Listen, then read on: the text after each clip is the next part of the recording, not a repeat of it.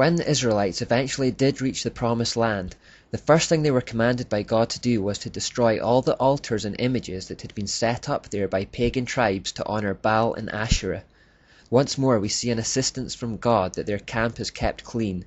Holiness is paramount. The fate of the world is resting on these people. Instead of doing so, they ended up turning their back on God and worshipping the idols again. The lure of the gods that surround them and the culture in which they have been steeped keeps polluting and sidetracking God's people, and God is constantly disciplining them and drawing them back into Him. The battle between God and Satan for this people group manifests itself as a tug of war, where the Israelites are constantly rebelling and being restored. The determination of Satan to destroy the relationship the Jews have with God throughout the Bible is very clear. They were, after all, fast becoming the last barrier between him and total domination. He wasn't about to leave them alone. And at this point I want to introduce you to an absolutely vital point which will develop in the following parts. I call it Satan's Plan A and Plan B, and it crops up constantly, so we really need to get a hold of it. What Satan wants above everything else is domination or control. Now there are two ways to achieve this. One way is considered the feminine way, which is employed in a position of weakness. It's called manipulation. If women are to attempt to control their husbands or anyone else, this is generally how they do it, through tears, hurt feelings, emotional blackmail, etc. The second way of achieving domination is considered the masculine way, and it's employed when in a position of strength, and it's through violence or intimidation. This is generally how men control people, by threatening them with their strength. So there's a feminine way associated with the moon goddess or Asherah, which I refer to as Plan A, and a masculine way associated with the sun god or Baal that I refer to as Plan B.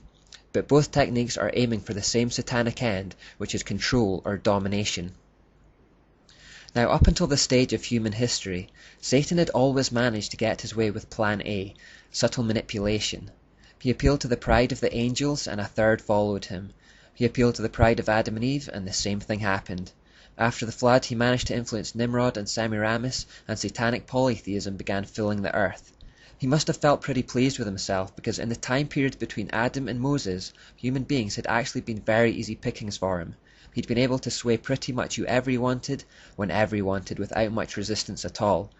He never had to go to war against humans in an overt sense. He'd merely appealed to their vanity and offered them the world. In the face of that offer, they had buckled every time. Some more examples of this.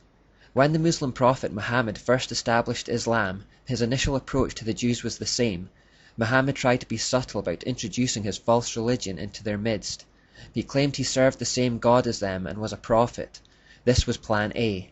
When the Jews rejected his claims, he turned violent against them and was hell-bent on their destruction for the rest of his days, and this was Plan B.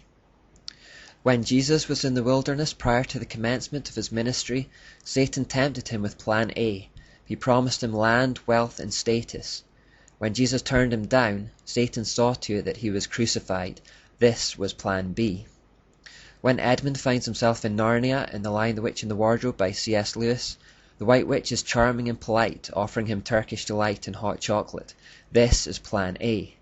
When Edmund comes to his senses, she goes after him, demanding his life, and she would have had it too if Aslan had not ransomed it. This was Plan B. Plan A is manipulation, and Plan B is intimidation. These are the two ways for Satan to reach the same target, domination. He wants to dominate the earth. Now, up until this stage, Satan had gone with Plan A as far as the Jews were concerned.